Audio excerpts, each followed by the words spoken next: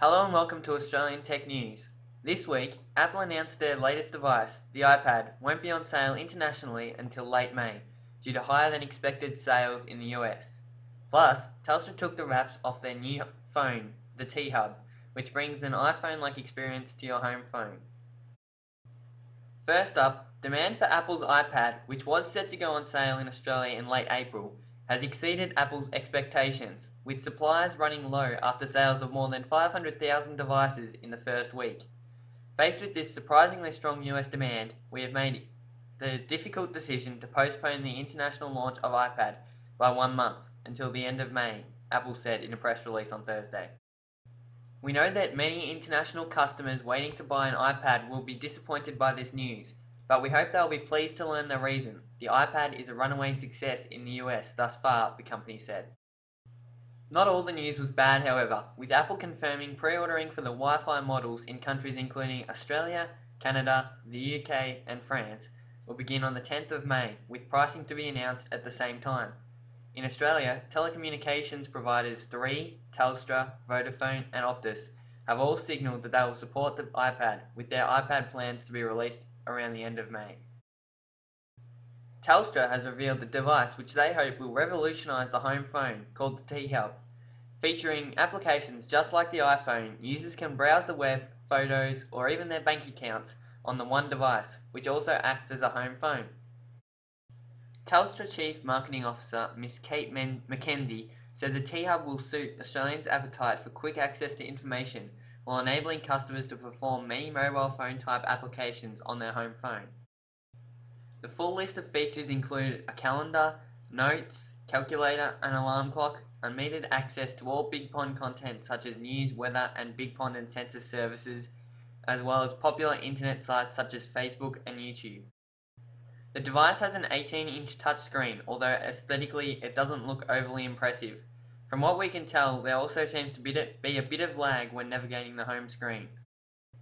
The main hub device features an inbuilt phone, but the kit comes with a cordless phone as well. T-Hub can be purchased as part of one of Telstra's 15 bundled options, such as the Home Bundle 12 gig plan for $109 per month, plus $35 up front, which includes unlimited local calls, 12 gig of data, and a home network gateway on a 24-month contract. In the latest blow to the Labor government's plans to censor the internet in Australia, Google has approached the US State Department with its concerns. A Google spokesperson told ZDNet Australia that Google Australia had indeed approached the State Department and other parties about the filter, which it says is too heavy-handed. The news follows early reports that US Ambassador Jeff Blash has been in talks with the Australian government about the filter, with the US pushing that the internet needs to be free and not mandatorily filtered. Optus this week came under a suspected denial of service attack, likely from China, which caused a 2-hour outage on Tuesday for some customers.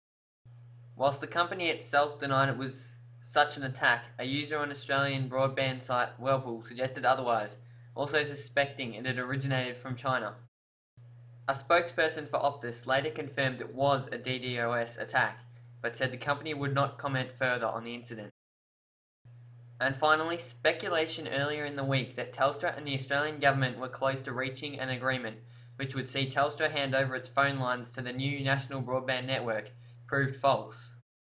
The government and Telstra were quick to hose down the speculation, with both parties remaining coy on how close any agreement is from being reached. It's unlikely the deal will close if it does go through, with both parties happy with the final result. Telstra has its shareholders in mind, whilst the government is using brutal tactics such as forcing the split of Foxtel from Telstra if they refuse to cooperate.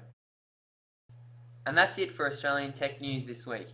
Thanks for joining us. Make sure you follow our feeds on Twitter at AUTechNews, at AUTechReviews, and at AUTechPR for all the latest throughout the week in Australian Tech News.